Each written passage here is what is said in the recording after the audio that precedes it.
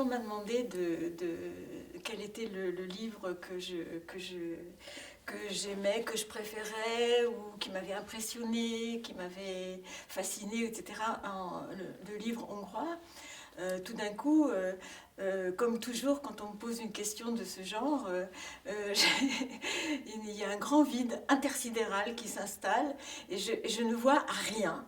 Donc après le premier livre qui m'est venu à l'esprit, je ne sais pas pourquoi, mais c'est celui-là, c'est Alouette de Costolani. Et euh, bon, je savais pas pourquoi. Ça fait très longtemps que j'avais lu ce livre. Je crois que c'était, je l'ai lu en français parce que à l'époque, je lisais pas beaucoup en hongrois et malgré mes origines hongroises, je ne connaissais pas très très bien la littérature hongroise. Donc j'ai lu ce livre, Alouette, dans l'édition de 91, je crois. Et, j'ai beaucoup aimé ce livre. Maintenant, je me suis demandé pourquoi, parce que je ne me souvenais plus très très bien. Je crois que j'ai beaucoup aimé les portraits, les portraits que fait Costolani des habitants de la petite ville de Sárseg, si c'est un mot de Sárseg. Ouais. Bon, une petite ville qui est une ville qui n'existe pas, je pense, enfin pas sous ce nom-là en tout cas. Mais tous ces portraits sont extrêmement, ils sont très simples, très courts, très percutants, à la limite de la caricature. Et ça m'avait fait penser à des choses que racontait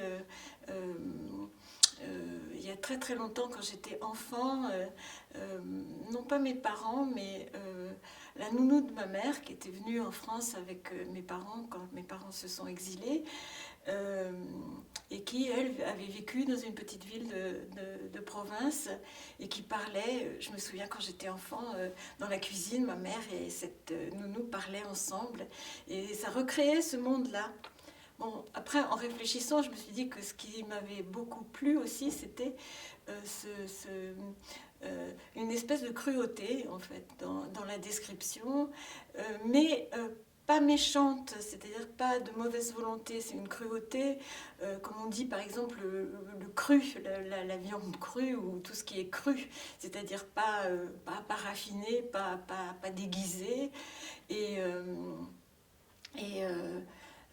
qui me fait beaucoup penser qui m'a fait beaucoup penser à Maupassant en fait, à tout à tous les contes et toutes les nouvelles de Maupassant où il y a cette espèce de ce désespoir absolu de ce qui est humain et en même temps un grand plaisir aussi, malgré tout, de lecture, parce que la langue est magnifique et très précise. Et pour moi, qui résume le livre, c'est une petite... je vais simplement lire une toute petite...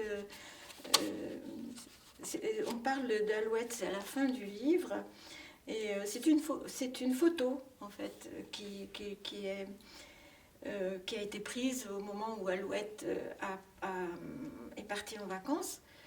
Elle était debout, tout contre la grange, auprès de la porte ouverte à laquelle un râteau en bois était appuyé. Elle donnait son bras à tante Etelka. Son autre main était plaquée au mur, comme pour chercher une protection contre quelque chose dont elle avait peur. Comme elle avait l'air seule et déplacée au milieu de cette compagnie, au milieu de ceux qui pourtant étaient de sa famille, étaient de son sang. D'elle, il n'y avait de visible que ce geste, envie de fuir désespérée. Il n'y avait que ce geste de beau. Son visage, on ne le voyait à peu près pas, comme à son habitude. Elle penchait la tête et c'était ses cheveux qu'elle avait présentés à l'objectif. Et pour moi, ça résume absolument le personnage d'Alouette, son désespoir, son désespoir d'être laide, la façon dont elle se cachait, dont elle voulait disparaître dans le mur. Autre chose aussi qui m'intéresse beaucoup, c'est ce microcosme familial, hein, qui est la scène d'un amour absolu et presque, je ne trouve pas l'adjectif, presque inquiétant, et puis cette haine qui se déchaîne à la fin, tout ce mensonge qui recouvre les relations familiales, et pas seulement les relations familiales, mais aussi les relations sociales à l'intérieur de cette petite ville. Et puis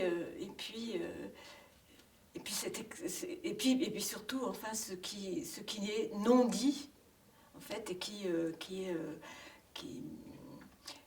je crois qu'il y a la pire des choses qui puissent arriver dans un groupe de gens, dans un couple, dans une famille, dans une communauté, quelle qu'elle soit. Enfin bon, et surtout dans une famille, elle exerce des ravages. Il exerce des ravages, pardon, le non-dit. Et ensuite, par le retour d'Alouette, où tout se referme, tout ce qui s'était ouvert au moment de son absence d'une semaine se referme, se clôt. Et c'est vrai qu'on a un texte complètement circulaire qui se referme sur l'immobilité, sur la paralysie, sur les rituels retrouvés, et surtout sur une fin, mais vraiment une fin, quelque chose une fin, mais quelque chose qui ne s'achèvera jamais, qui ne s'achèvera que dans la mort, quoi. En fait, on comprend ça, et c'est ça qui m'a beaucoup intéressée dans le livre, voilà.